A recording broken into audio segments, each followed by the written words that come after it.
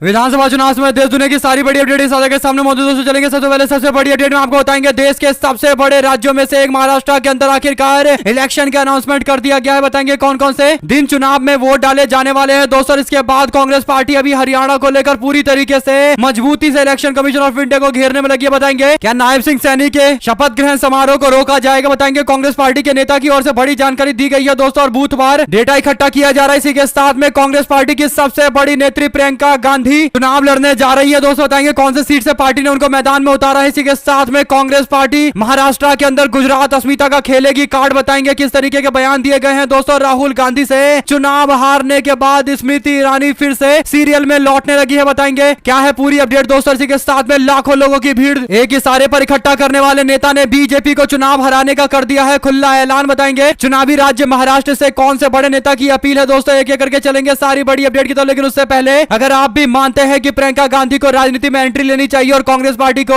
Election commission of India पर हरियाणा के चुनाव को लेकर जांच करने का दबाव बनाना चाहिए तो इस वीडियो को लाइक करके लाल बटन दबाकर चैनल को सब्सक्राइब करके बेल आइकन दबाकर कमेंट बॉक्स में होगा परिवर्तन महाराष्ट्र में लिखकर जरूर बताएगा दोस्तों। चलते हैं सबसे पहले सबसे बड़ी अपडेट की तरफ जहां पर धोखा देकर सरकार गिराकर अपनी सरकार बनाने वाली महायुति का अब होने वाला है अग्नि परीक्षा। महाराष्ट्र के इलेक्शन को लेकर बड़ी घोषणा कर दी गई है दोस्तों। 20 तारीख को वोट डाले जाएंगे और उसके बाद 23 तारीख को रिजल्ट घोषित कर दिया जाएगा। आपको बता दें कि यहाँ पर 25 खोके सब कुछ ओके वाले नारे के खिलाफ लोगों के द्वारा एक रोष व्यक्त किया जाएगा जैसा कि लोकसभा इलेक्शन के अंदर भी देखने को मिला था जहां पर महाविकास अघाड़ी गठबंधन ने प्रचंड जीत हासिल की थी। अब महाराष्ट्र के इलेक्शन को लेकर महाविकास अघाड़ी गठबंधन ने अपनी स्ट्रेटजी बना ली है दोस्तों। गुजरात वर्सेस महाराष्ट्र का होगा पूरा इलेक्शन। बता दें कि मराठी अस्मिता के चुनाव लड़े जाएंगे। महाराष्ट्र के सारे व्यापारों को गुजरात में भेजने का गंभीर आरोप लगाते हुए महाविकास अघाड़ी गठबंधन मैदान में उतरी हुई है और ऐसे में आपकी क्या राय है। महाराष्ट्र के अंदर कौन सा मुद्दा सबसे ज्यादा लोगों के बीच में गूंज रहा है लिखकर जरूर बताएगा दोस्तों। इसी बीच महाराष्ट्र के इलेक्शन की घोषणा तो हो गई लेकिन कांग्रेस पार्टी ने हरियाणा के रिजल्ट मानने से मना कर दिया है। कांग्रेस पार्टी की ओर से इन्वेस्टिगेशन के बाद पहली रिपोर्ट 47 पेज की report election commission of India को दे दी गई थी। इसके बाद इलेक्शन कमीशन ऑफ इंडिया की ओर से जो प्रतिक्रिया सामने आई है, इलेक्शन कमीशन ऑफ इंडिया ने बिना किसी जांच पड़ताल के कह दिया कि चुनाव में कोई भी दिक्कतें नहीं थी, कुछ भी इरेगुलरिटी नहीं थी, यानी कुछ भी गलत नहीं था। इलेक्शन कमीशन ऑफ इंडिया के हेड के द्वारा दिए गए बयान के बाद अब कांग्रेस पार्टी के नेता जनरल सेक्रेटरी केसी वेणुगोपाल की ओर से कह दिया गया है कि इलेक्शन कमीशन ऑफ इंडिया ने बिना जांच किए हुए क्लीन चिट देने की कोशिश की है हरियाणा के इलेक्शन को लेकर, लेकिन हम लोग और भी सबूत जुटा रहे हैं। उन्होंने बताया है कि हमने एक टीम बनाई है जो बूथवार डेटा इकट्ठा कर रही है और सारे बूथ के डेटा इकट्ठा करके कुछ दिनों में इलेक्शन कमीशन ऑफ इंडिया को फिर से सौंप दिया जाएगा। जब तक जांच पड़ताल नहीं की जाएगी तब तक इलेक्शन कमीशन ऑफ इंडिया से लगातार कांग्रेस पार्टी सवाल पूछती रहेगी। अगर आप भी मानते हैं कि कांग्रेस पार्टी को अब कानूनी रास्ता भी अपनाना चाहिए हरियाणा के इलेक्शन से जुड़े मामले पर और सही से जांच करवाकर जो अंतिम रिजल्ट आएगा उसके आधार पर ही इलेक्शन को लेकर आगे बढ़ना चाहिए तो अपनी राय जरूर लेकर बताएगा दोस्तों। चलते हैं एक और बड़ी अपडेट की तरफ जहां पर कांग्रेस पार्टी ने उपचुनाव से पहले सूची जारी की है। वायनाड में प्रियंका गांधी मैदान में उतर रही है। 25 साल से राजनीति में सक्रिय प्रियंका गांधी ने आखिरकार चुनावी राजनीति में आने का फैसला ले लिया है। वायनाड के चुनाव प्रचार के दौरान पिछली बार लोकसभा इलेक्शन के दौरान प्रियंका गांधी दिखाई दी थी। इसके बाद राहुल गांधी ने वायनाड की सीट को छोड़ा क्योंकि उनको रायबरेली से भी जीत मिल गई थी और इसके बाद राहुल गांधी ने वादा किया था कि आप लोगों के यहां से यानी वायनाड से प्रियंका गांधी वाड्रा चुनावी मैदान में उतरेंगे और कांग्रेस पार्टी ने अपना वादा निभाया है। जैसे ही महाराष्ट्र और झारखंड के इलेक्शन और साथ में उपचुनाव के इलेक्शन के अनाउंसमेंट किए गए वैसे ही कांग्रेस पार्टी ने अपनी ओर से वायनाड सीट से प्रियंका गांधी वाड्रा को मैदान में उतार दिया है दोस्तों। यानी पहली बार देश के संसद में पहुंचेंगी प्रियंका गांधी और यहां से असली संघर्ष शुरू होने वाला है। आपको बता दें कि आने वाले विंटर सेशन के दौरान आप लोग देखेंगे कि प्रियंका गांधी किस तरीके से भाजपा सरकार के खिलाफ सवाल खड़ा करती है जिसका जवाब बीजेपी के लोगों के पास नहीं होगा। और अब एक और खबर चलने लगी है दोस्तों। इस खबर की माने तो सोशल मीडिया पर चर्चा चल रही है कि स्मृति ईरानी एक बार फिर से राजनीति से अलग टीवी सीरियल में दिखाई देने वाली है। 15 साल के बाद उनका टीवी सीरियल में वापसी होने वाला है। सीरियल में उनकी वापसी को लेकर अब लोगों ने सोशल मीडिया पर कई सारे सवाल पूछे हैं। लोगों ने कहा कि क्या प्रियंका गांधी चुनाव लड़ रही है तो क्या स्मृति ईरानी डरकर अब राजनीति छोड़ने की तैयारी कर रही है, ये बड़ा सवाल है। और वैसे भी जब से उनको अमेठी में हार का सामना करना पड़ा और राहुल गांधी के सहयोगी ने हरा दिया तब से भारतीय जनता पार्टी ने उनको अलग ही थलग कर रखा है। आपकी क्या राय है दोस्तों लिखकर जरूर बताएगा। साथ साथ अयोध्या समेत 10 सीटों पर होने वाले उपचुनाव को लेकर इलेक्शन कमीशन ऑफ इंडिया की ओर से अनाउंसमेंट किया गया, लेकिन दोस्तों बड़ी बात यह है कि 13 तारीख को वोट जो डाले जाएंगे नवंबर में उसके लिए तैयारी पूरी हो गई है। लेकिन लोगों को लगा कि 10 सीटों पर उपचुनाव का ऐलान किया जाएगा, लेकिन मात्र 9 सीटों पर उपचुनाव का ऐलान किए गए हैं। ऐसा इसलिए क्योंकि अयोध्या की मिल्कीपुर विधानसभा सीट को लेकर इलेक्शन कमीशन ऑफ इंडिया ने दावा किया है कि इस सीट पर क्योंकि पुराने चुनाव को लेकर आपस में अभी भी विवाद चल रहा है और कोर्ट में ये याचिका दाखिल की गई है कि 2022 के नतीजे गलत थे और अवधेश प्रसाद समाजवादी पार्टी के उम्मीदवार जो जीते हुए थे पिछली बार 2022 के चुनाव में उनके खिलाफ याचिका दाखिल की गई थी। क्योंकि कोर्ट में यह मामला है इसलिए इलेक्शन कमीशन ऑफ इंडिया इस पर चुनाव नहीं करवा सकता। लेकिन समाजवादी पार्टी और तमाम अखिलेश यादव के समर्थकों ने कहा कि ये तो भारतीय जनता पार्टी चुनाव से बचने के लिए कर रही है, क्योंकि सबको पता है कि सबसे हाई प्रोफाइल सीट अगर कोई है तो अयोध्या के मिल्कीपुर सीट है, जहां पर उपचुनाव होने वाला है। भारतीय जनता पार्टी ने बड़े बड़े नेताओं को मैदान में उतार रखा है, लेकिन अब चुनाव नहीं करवाए जा रहे हैं। लेकिन कुछ देर के बाद ये खबर आ गई कि भारतीय जनता पार्टी के 2022 के प्रत्याशी बाबा गोरखनाथ ने लखनऊ हाईकोर्ट में अवधेश प्रसाद की जीत को चुनौती देने वाली याचिका को वापस ले लिया है। लेकिन सवाल घूम फिरकर यही है कि जब मिल्कीपुर के अंदर भी अन्य 9 विधानसभाओं के साथ उपचुनाव हो सकते थे, तो फिर भारतीय जनता पार्टी के प्रत्याशी ने अब तक अपनी याचिका को वापस क्यों नहीं लिया था? अब जब अनाउंसमेंट हो चुका है बाकी की सीटों पर, तब जाकर वापस लिया गया है। दोस्तों, अगर आप भी मानते हैं कि मिल्कीपुर में भारतीय जनता पार्टी चुनाव ही नहीं करवाना चाहती है और वो डरते हैं कि अयोध्या में मिली करारी हार के बाद अगर मिल्कीपुर विधानसभा उपचुनाव में भी करारी शिकस्त मिल गई तो दूर तक मैसेज जाएगा कि भारतीय जनता पार्टी को अयोध्या ने रिजेक्ट कर दिया है और दूसरी बार भी रिजेक्ट करके ये साबित कर दिया है कि बीजेपी का जितना भी हिंदुत्व का एजेंडा है वो लोगों को पसंद नहीं आ रहा है। अगर आप भी मानते हैं कि किरकिरी से बचने के लिए ऐसा जानबूझकर किया गया है तो अपनी राय जरूर लिखकर बताएगा। दोस्तों, ज्यादा से ज्यादा वीडियो को लोगों तक शेयर कीजिएगा ताकि पल पल की सारी बड़ी अपडेट अब तक पहुंचती रहे। साथ साथ कांग्रेस पार्टी के प्रेसिडेंट मल्लिकार्जुन खड़गे ने आखिरकार झारखंड के इलेक्शन के अनाउंसमेंट के बाद अपने ऑब्जर्वर की नियुक्ति कर दी है। कांग्रेस पार्टी की ओर से एआईसीसी के सीनियर ऑब्जर्वर के तौर पर झारखंड में कई लोगों को नियुक्त किया है। इसमें तारिक अनवर, अधीर रंजन चौधरी और तेलंगाना के उप मुख्यमंत्री को नियुक्त किया गया है। दोस्तों, साथ साथ महाराष्ट्र के अंदर कांग्रेस पार्टी महाविकास आघाड़ी के सबने मिलकर ये खुलकर ऐलान कर दिया है कि उनके इलेक्शन का मेन एजेंडा जो होगा वो महाराष्ट्र वर्सेस गुजरात का होगा, यानी भारतीय जनता पार्टी को गुजराती हित में काम करने वाली पार्टी बताकर महाराष्ट्र के अंदर लोगों को एकजुट किया जाएगा। ये लोकसभा के अंदर भी कार्ड चला था और अब विधानसभा के अंदर भी इसी कार्ड पर चुनाव लड़ा जाएगा। और आप लोग जानते हैं कि अंबानी अडानी दोनों गुजरात के बिजनेसमैन हैं जिनको बड़े बड़े ठेके दिए जा रहे हैं। महाराष्ट्र के अंदर यही सबसे बड़ा मुद्दा बनता जा रहा है, चाहे धारावी का प्रोजेक्ट हो या फिर कई अन्य मामले हो। आपकी क्या राय है लिखकर जरूर बताएगा। दोस्तों, क्या ये एजेंडा सही है या नहीं है? साथ साथ दशहरे के मौके पर बस एक कॉल देकर लाखों लोगों की भीड़ जुटा देने वाले मनोज जरांगे पाटिल ने 100% मतदान करने के लिए समाज के लोगों से अपील की है। जैसे ही इलेक्शन के डेट का अनाउंसमेंट किया गया है वैसे उन्होंने कहा कि मैं सभी लोगों से अपील करना चाहूंगा कि आप लोग 100% मतदान करें, एक एक वोट बर्बाद मत होने दीजिए। भारतीय जनता पार्टी के खिलाफ आप लोग वोट करिए, विधानसभा चुनाव की तैयारी शुरू करें और बीजेपी को खत्म करने का प्रयास करें। मनोज जरांगे पाटिल की ओर से कही गई इस बात पर आपकी क्या राय है लिखकर जरूर बताएगा। साथ विधानसभा चुनाव से पहले मराठा कार्यकर्ता मनोज जरांगे पाटिल एक बार फिर से राज्य सरकार को चेतावनी दे रहे हैं। उन्होंने कह दिया है कि देवेंद्र फडणवीस की जो मराठा विरोधी राजनीति है उसके खिलाफ अब चुनाव लड़ने का समय आ गया है, राजनीति में उतरने का समय आ गया है। मेरे समेत मराठा समुदाय राजनीति में नहीं आना चाहता था, लेकिन अगर आप हमारा इंतजार करेंगे तो मराठा भी आपका इंतजार करेंगे। उन्होंने देवेंद्र फडणवीस को चेतावनी देते हुए कहा कि मनोज जरांगे पाटिल ने मांग की है कि मराठा समुदाय की मांगों को नजरअंदाज नहीं किया जाना चाहिए, लेकिन ऐसा किया गया है तो अब राज्य सरकार यानी भारतीय जनता पार्टी के लोगों के खिलाफ मोर्चा खोला जाएगा और आरक्षण की मांग को लेकर कई सारी सीटों पर मनोज जरांगे पाटिल अपना उम्मीदवार उतारेंगे और उनके सामने अब ओबीसी समाज का मोर्चा संभाल रहे लक्ष्मण हाके की ओर से कहा गया है कि वो भी उन सीटों पर उम्मीदवार उतारेंगे जहां पर मनोज जरांगे पाटिल अपने उम्मीदवार को मैदान में उतारेंगे। सवाल यह है कि क्या मनोज जरांगे पाटिल को न्यूट्रल करने के लिए, उनको कमजोर करने के लिए अब लक्ष्मण हाके को भी प्रमोट किया जा रहा है। कुल मिलाकर दोस्तों, पूरा इलेक्शन ओबीसी वर्सेस मराठा समाज के बीच में ही बन सकता है। जो भी जानकारी से जुड़ी आती रहेगी आप लगातार पहुंचाते रहेंगे। साथ साथ बिहार की 4 विधानसभा सीटों पर 13 नवंबर को वोट डाले जाएंगे। 23 तारीख को रिजल्ट सामने आएगा, 18 तारीख को नामांकन होने वाला है, 25 को नामांकन की आखिरी तारीख होगी। इसके बाद 28 अक्टूबर को स्क्रूटनी होगा, 30 अक्टूबर को नाम वापसी का अंतिम दिन होगा। आपको बता दें कि इमामगंज विधानसभा सीट पर वोट डाले जाएंगे। 2020 के रिजल्ट में यहां पर जीतन राम मांझी ने जीत हासिल की थी। आरजेडी के नेता उदय नारायण चौधरी यहां पर मात्र 8000 के वोटों के अंतर से चुनाव हार गए थे। एलजेपी के कैंडिडेट 14000 वोटों के साथ तीसरे नंबर पर रही थी और उनके कारण ही हार का सामना करना पड़ा था। साथ साथ रामगढ़ विधानसभा में फिर से उपचुनाव में वोट डाले जाएंगे। सुधाकर सिंह आरजेडी के नेता 58,000 वोटों से यहां चुनाव जीत गए थे। अंबिका सिंह बीएसपी के कैंडिडेट 57,000 वोटों के साथ दूसरे नंबर पर और बीजेपी कैंडिडेट अशोक सिंह तीसरे नंबर पर रहे थे 56,000 वोटों के साथ में। एक और सीट है बेलागंज की जहां पर सुरेंद्र यादव आरजेडी के कैंडिडेट चुनाव जीत गए थे, उनको 79,708 वोट मिले थे। जेडीयू के कैंडिडेट को 55,745 वोट मिले थे और यहां पर एलजेपी के कैंडिडेट को 12,005 वोट मिले थे। साथ साथ तरारी विधानसभा की बात करें तो यहां पर भी सुदामा प्रसाद सीपीआई माले के चुनाव जीते थे, 73,000 वोट उनको मिला। नरेंद्र कुमार पांडे को 62,000 वोट मिला और बीजेपी के कैंडिडेट को 13,000 वोट मिला था। तो इन चारों सीटों पर वोट डाले जाएंगे और क्योंकि अब महाराष्ट्र दिल्ली के इलेक्शन के बाद बिहार के इलेक्शन सबसे इंपॉर्टेंट होने वाला है और एक नई फैक्टर के तौर पर जो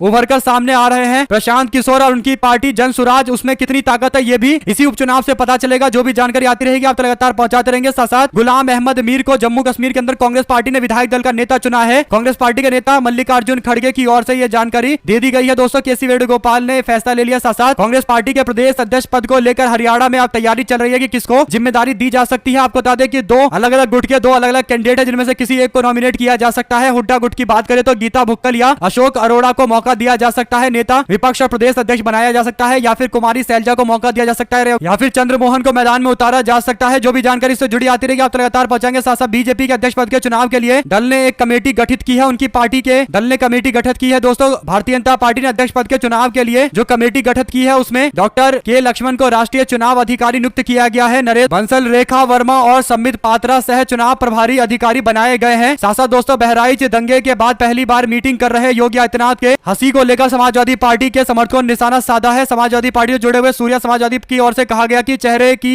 हंसी से आप बहराइच दंगे को समझ सकते हैं। कुल मिलाकर दोस्तों योगी आदित्यनाथ की मीटिंग के दौरान उनके हंसने को लेकर सवाल खड़े किए गए। साथ साथ महाराष्ट्र विधानसभा चुनाव की घोषणा से पहले 7 विधानसभा के पार्षदों ने शपथ ली है। महाराष्ट्र विधानसभा चुनाव की घोषणा से कुछ घंटे पहले राज्यपाल के द्वारा नियुक्त राज्य विधान परिषद के 7 सदस्यों को मंगलवार को पद और गोपनीयता की शपथ दिलवाई गई है। आपको बता दें कि 7 नए विधान पार्षदों में से भारतीय जनता पार्टी के 3 को नामित किया गया है। वहीं पर एकनाथ शिंदे के नेतृत्व वाली शिवसेना और उप मुख्यमंत्री अजित पवार की राष्ट्रवादी कांग्रेस पार्टी के 2-2 सदस्य नियुक्त किए गए हैं। राज्यपाल 6 साल के कार्यकाल के लिए 12 उम्मीदवारों को विधान पार्षद के रूप में नियुक्त कर सकते हैं। सोमवार को राज्य मंत्रिमंडल ने 12 में से 7 नामों को मंजूरी दे दी है। राज्यपाल सीपी राधाकृष्ण ने मंजूरी प्राप्त कर ली है। दोस्तों आपको बता दें कि अचानक से ये 7 जो सदस्यों को शपथ दिलवाई गई है, क्या ये संविधान के खिलाफ नहीं है? इससे पहले राज्यपाल के द्वारा उद्धव ठाकरे की सरकार के द्वारा नियुक्त किए गए लोगों की नियुक्ति पर रोक लगा दी गई थी। लोगों ने सवाल भी पूछा था, लेकिन अब भारतीय जनता पार्टी और उसकी समर्थक पार्टी के लोगों को बड़ी नियुक्ति दे दी गई है। साथ साथ दोस्तों हरियाणा विधानसभा चुनाव में ईवीएम चेकिंग को लेकर कांग्रेस पार्टी के आरोपों पर भारतीय चुनाव आयोग ने जवाब देते हुए कहा है कि ईवीएम की बैटरी कैलकुलेटर बैटरी की तरह सिंगल यूज बैटरी होती है। यह मोबाइल बैटरी की तरह नहीं होती, यानी ये रिचार्ज नहीं होता। आयोग ने कहा कि ईवीएम में एक प्रावधान है कि मशीन को कम वोल्टेज की आवश्यकता होती है। कमीशनिंग के बाद जब मॉक पोल होता है तो शुरू में 99% बैटरी दिखती है। इसके साथ ही जब यह 7.4% से कम वोल्टेज होता है तो यह कम बैटरी दिखाता है। आयोग की ओर से यह भी कहा गया है कि हमने सभी रिटर्निंग ऑफिसर से उन 20 निर्वाचन क्षेत्रों में कौन मौजूद था इसकी पूरी जानकारी देने को कहा है। कुल मिलाकर दोस्तों इलेक्शन कमीशन ऑफ इंडिया पूरे मामले पर जांच पड़ताल करने की जगह केवल खाना पूर्ति वाले बयान दे रहा है। अगर आप भी मानते हैं कि कांग्रेस पार्टी को पूरे मामले पर सही से जांच करवानी चाहिए, तह में जाना चाहिए, तो अपनी राय जो लिखा था। साथ सांसद इंजीनियर राशिद को कोर्ट ने राहत दी है। अंतरिम जमानत 28 अक्टूबर तक के लिए बढ़ा दिया गया है। दोस्तों इसी के साथ में कर्नाटका के एक जज ने बड़ा अजीबोगरीब सा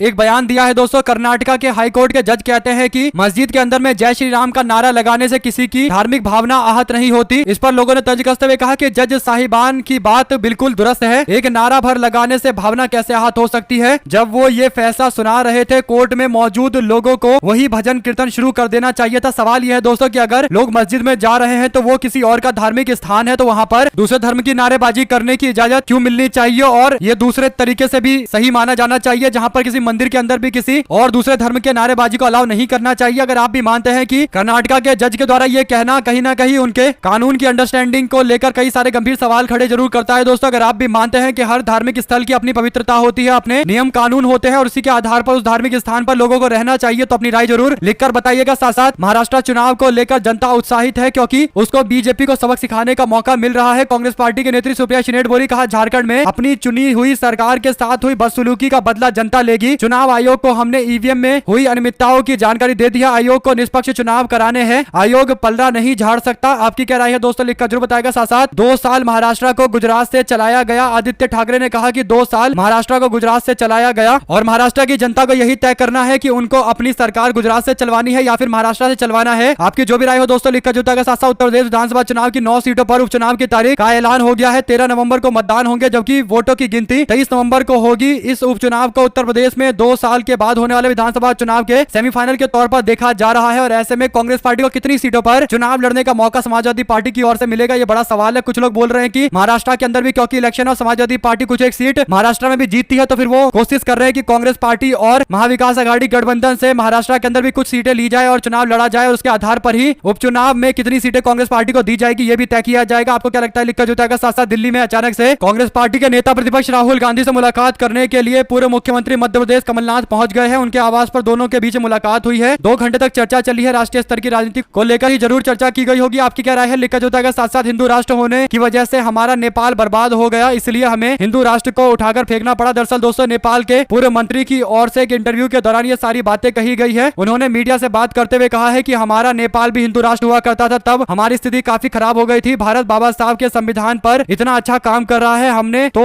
उसे कॉपी करके नेपाल को भी लोकतांत्रिक धर्मनिरपेक्ष गणराज्य बनाने की कोशिश की है। भारत उल्टी दिशा में जा रहा है। नेपाल के पूर्व मंत्री केशव मन शाक्य की ओर से यह बयान सामने आया है। उन्होंने कहा कि इतने अच्छे संविधान को छोड़कर हिंदू राष्ट्र बनकर इंडिया को कोई फायदा नहीं होगा, इंडिया डूब जाएगा, टुकड़े टुकड़े हो जाएगा। अगर आप भी मानते हैं कि नेपाल के मंत्री ने एकदम सही बात कही और नेपाल में हिंदू राष्ट्र रहा है तो उनको पूरा एक्सपीरियंस है कि किस हिंदू राष्ट्र की बात बीजेपी के लोग कर रहे हैं और इससे कितना नुकसान कितना फायदा होने वाला है। उन्होंने साफ तौर पर बता दिया है कि हिंदू राष्ट्र होने से नेपाल को नुकसान हुआ था, इसी तरीके से भारत को भी नुकसान होगा। जो अंधभक्त लोग लगातार मांग कर रहे हैं उनको इससे पहले ये इंटरव्यू देखना चाहिए। ऐसे मांग करने से पहले साथ साथ तेलंगाना के अंदर बैकवर्ड कास्ट सर्वेक्षण इस महीने से ही शुरू होगा। दोस्तों ये जानकारी मीडिया में दे दी गई है। इसी के साथ में आपको बता दें कि डिप्टी सीएम ब्रजेश पाठक का बयान आया है। उन्होंने कहा कि सभी 9 सीटों पर भारतीय जनता पार्टी जीत हासिल करेगी। प्रधानमंत्री की जन कल्याणकारी योजना ने भरोसा दिया है। लोगों का भरोसा लगातार बीजेपी के प्रति बढ़ता जा रहा है। मिल्कीपुर सीट को लेकर बोले डिप्टी सीएम ब्रजेश पाठक, ये चुनाव आयोग का मामला है। मिल्कीपुर सीट को लेकर न्यायालय में वाद चल रहा है। आपको बता दें कि झारखंड महाराष्ट्र में बीजेपी की सरकार बनेगी, दावा बीजेपी के उत्तर प्रदेश के डिप्टी सीएम कर रहे हैं। लेकिन उनके बयान में आपको एक चीज जो दिखाई नहीं देगी वो योगी आदित्यनाथ की तारीफ, और यही बड़ा कारण है कि योगी आदित्यनाथ वर्सेस भारतीय जनता पार्टी के वर्तमान डिप्टी सीएम ब्रजेश पाठक का मुकाबला चलता रहता है दोस्तों। और योगी आदित्यनाथ को लोकसभा चुनाव में हार के बाद हटाने के लिए अगर कोई गुटबाजी कर रहा था तो वो ब्रजेश पाठक कर रहे थे, और इसके बाद वो प्रधानमंत्री की तारीफ जरूर कर रहे हैं लेकिन अपनी राज्य सरकार के बारे में कुछ बता नहीं रहे। योगी आदित्यनाथ की तारीफ नहीं कर रहे, तो इसका मतलब कहीं ना कहीं आपस में उनके कुछ ना कुछ विवाद है। साथ साथ मोदी जी और अमित शाह जैसे सबसे ईमानदार बीजेपी की 2 महिला नेता, दरअसल दोस्तों सेबी की चीफ माधवी पुरी और देश की वित्त मंत्री निर्मला सीतारमण की एक तस्वीर सामने आई है। दोनों एक दूसरे के आमने सामने बैठे हुए हैं दोस्तों। इस पर आईपी सिंह समाजवादी पार्टी के नेता की ओर से तंज कसते हुए बातें कही गई है। आपकी क्या राय है लिखकर जरूर बताएगा। इसी के साथ में आरएसएस के नेताओं के साथ मीटिंग करने पर छिन गया था एडीजी का पद। जांच रिपोर्ट में नहीं पता चला है कि आखिर बातचीत क्या की गई है। राष्ट्रीय स्वयंसेवक संघ के वरिष्ठ नेता के साथ एक विवादास्पद बैठक को लेकर केरल के वरिष्ठ आईपीएस अधिकारी एमआर अजीत कुमार को अतिरिक्त पुलिस महानिदेशक कानून व्यवस्था के पद से हटा दिया गया था, जिसके कुछ दिनों के बाद इस मामले पर उच्च स्तरीय जांच का सामना उनको करना पड़ा। लेकिन अभी तक उद्देश्य का खुलासा नहीं हो पाया है कि बंद कमरे में किस बात को लेकर बैठक की गई है। पिनरे विजयन ने मंगलवार को केरल विधानसभा में जांच रिपोर्ट पेश की है और जानकारी देते हुए बताया है कि रिपोर्ट में यह पता नहीं चला है कि आखिर उद्देश्य क्या था, लेकिन जांच में जरूर पता चला है कि आरएसएस के लोगों के साथ में मुलाकात की गई है और बंद कमरे में की गई है, इसीलिए उनके पोस्ट से हटाया गया था। साथ साथ बाबा सिद्दीकी के हत्या में नाम गैंगस्टर लॉरेंस बिश्नोई गैंग का सामने आया था दोस्तों। इसके बाद अब लॉरेंस बिश्नोई गैंग को लेकर कनाडा की पुलिस ने जानकारी दी है। उन्होंने बताया है कि कनाडा के अंदर कई सारी जो हत्याएं हुई है उसमें लॉरेंस बिश्नोई गैंग का हाथ है। इसके बाद भारत सरकार की ओर से जो जवाब दिया गया है, भारत सरकार ने ऐसे किसी भी आरोप को स्वीकार करने से मना किया है और भारत कनाडा के बीच में लगातार संबंध खराब होते नजर आ रहे हैं। साथ साथ दोस्तों भोजपुरी गायक और अभिनेता रितेश पांडे बिहार स्थित बीजेपी के प्रदेश कार्यालय पहुंचे। उन्होंने भारतीय जनता पार्टी के प्रदेश अध्यक्ष दिलीप जायसवाल से मुलाकात की है। मुलाकात के बाद पत्रकारों से बात करते हुए बीजेपी ज्वाइन करने को लेकर जो सवाल पूछा गया तो उन्होंने कहा कि जल्द पता चल जाएगा। आपको बता दें कि भभुआ विधानसभा सीट से चुनाव लड़ने की तैयारी कर रहे हैं, हालांकि जो भी होगा वो सार्वजनिक कर दिया जाएगा, ये बयान वो दे रहे हैं। भोजपुरी फिल्म जगत के कलाकार बीजेपी में शामिल हो चुके हैं और कई सारे चुनाव जीते हैं, लेकिन उत्तर प्रदेश में जीते हैं। बिहार में ऐसा कोई बड़ा कलाकार बीजेपी के टिकट पर नहीं जीता है, तो देखते हैं क्या ज्वाइनिंग करके बीजेपी से चुनाव लड़ने की कोशिश करेंगे या नहीं करेंगे। साथ साथ उमर अब्दुल्ला आज शपथ लेने जा रहे हैं दोस्तों। उनके शपथ ग्रहण समारोह में बड़े बड़े विपक्ष के नेता मौजूद रहेंगे। इंडिया गठबंधन के लगभग सारे नेताओं को इनवाइट किया गया है, सब मौजूद रहेंगे। राहुल गांधी, मल्लिकार्जुन खड़गे, अखिलेश यादव, अरविंद केजरीवाल भी रहेंगे। इसके बाद 3 बजे एक बैठक बुलाई गई है। 3 बजे में सिविल सेक्रेटरीट श्रीनगर के अंदर बैठक होगी। इसमें उमर अब्दुल्ला अपने मंत्रियों के साथ कैबिनेट की बैठक लेंगे और एडमिनिस्ट्रेशन के लोगों को हिदायत जारी किए जाएंगे। यहाँ से बताया जाएगा कि अब कैसे शासन करना है। साथ साथ दोस्तों 1,36,000 करोड़ रुपए झारखंड को दिए जाने की बात सुप्रीम कोर्ट ने कहा था और केंद्र की मोदी सरकार से कहा था कि जल्द से जल्द 1,36,000 करोड़ रुपए मुहैया कराया जाए, लेकिन अब तक वो पैसा पहुंचा नहीं है दोस्तों। तो झारखंड मुक्ति मोर्चा ने कहा कि चुनाव का अनाउंसमेंट हो गया, भाजपा के लोग प्रचार करने के लिए आ रहे हैं, उनको बताना चाहिए कि केंद्र से झारखंड को 1,36,000 करोड़ रुपए कब मिलेगा। साथ साथ बीजेपी के नेताओं की गुंडागर्दी चरम पर है। मध्य प्रदेश को लेकर एक वीडियो शेयर किया गया, इसमें दावा किया गया है कि भोपाल में बीजेपी के पूर्व पार्षद ने महिला एसडीओ से जमकर अभद्रता की है और शासकीय कार्य में बाधा डालने की कोशिश की है। सत्ता के संरक्षण में अनुशासन की बात करने वाले बीजेपी के नेता के संस्कारों को तार-तार कर महिला कर्मचारियों को भी दबंगई दिखाने से नहीं चूक रहे हैं बीजेपी के लोग। साथ साथ दोस्तों ईडी ने आंध्र प्रदेश के सीएम चंद्रबाबू नायडू को स्किल डेवलपमेंट केस मामले में बरी कर दिया है, उनको क्लीन चिट दे दी गई है। भारतीय जनता पार्टी की केंद्र की मोदी सरकार को सपोर्ट कर रहे हैं चंद्रबाबू नायडू और उन्हीं के सपोर्ट के कारण भारतीय जनता पार्टी केंद्र में शासन कर पा रही है। तो अब स्किल डेवलपमेंट केस मामले को लेकर अब मुक्ति मिल गई है। साथ साथ उड़ीसा में बीजू जनता दल के नेता अमर सतपाथी ने पार्टी छोड़ दी है। वो 6 बार एमएलए रहे हैं बरचाना से और बीजेडी को छोड़कर भारतीय जनता पार्टी ज्वाइन कर सकते हैं। साथ साथ हरियाणा के अंदर यूपी, मध्य प्रदेश, राजस्थान, छत्तीसगढ़ का मॉडल लागू किया जा सकता है। सीएम के साथ 2 उप मुख्यमंत्री बनाए जा सकते हैं। साथ साथ रमन सिंह और नरेंद्र तोमर के बाद वरिष्ठ बीजेपी के नेता अनिल विज को विधानसभा का अध्यक्ष बनाया जा सकता है। बीजेपी की रणनीति साफ है, हरियाणा को गुजरात, मध्य प्रदेश की तरह पार्टी के लिए अभेद किला बनाना है और इसीलिए इसी समीकरण पर काम किया जाएगा। इसमें जाट, दलित और कई और जाति के लोगों को साधने के प्रयास किए जाएंगे। मंत्रिमंडल का विस्तार भी उसी तरीके से होगा। आज नेता का ऐलान किया जा सकता है। अमित शाह और मोहन यादव हरियाणा पहुंचने वाले। साथ साथ कांग्रेस पार्टी ने महाराष्ट्र चुनाव के लिए प्रवेशों का ऐलान कर दिया है। इसमें चरणजीत सिंह चन्नी से लेकर भूपेश बघेल, उमंग सिंघार के साथ साथ एमबी पाटिल और कई लोगों को जिम्मेदारी दी गई है। सचिन पायलट को भी जिम्मेदारी दी गई है। साथ साथ दोस्तों दिन रात पाकिस्तान पाकिस्तान चिल्लाने वाले वाले अंध भक्तों, देखो विदेश मंत्री पाकिस्तान पहुंच चुके हैं। पाकिस्तान में जाकर बिरयानी खाएंगे और यहाँ पाकिस्तान के नाम पर नफरत फैलाएंगे। दरअसल दोस्तों, भारतीय जनता पार्टी ने अपने विदेश मंत्री एस जयशंकर को पाकिस्तान में भेजा है। इस पर समाजवादी पार्टी के समर्थक की ओर से बीजेपी और उसके अंध भक्तों को लेकर सवाल खड़े किए गए हैं। अगर आप भी मानते हैं दोस्तों कि भाजपा को जवाब देना चाहिए तो अपनी राय जुड़ लिखकर हमारे साथ लगातार जुड़े। दोस्तों का बहुत बहुत धन्यवाद। देख रहे थे आपका चैनल जय हिंद जय भारत। ज्यादा वीडियो को अपने लोग तक शेयर कीजिएगा। बहुत धन्यवाद।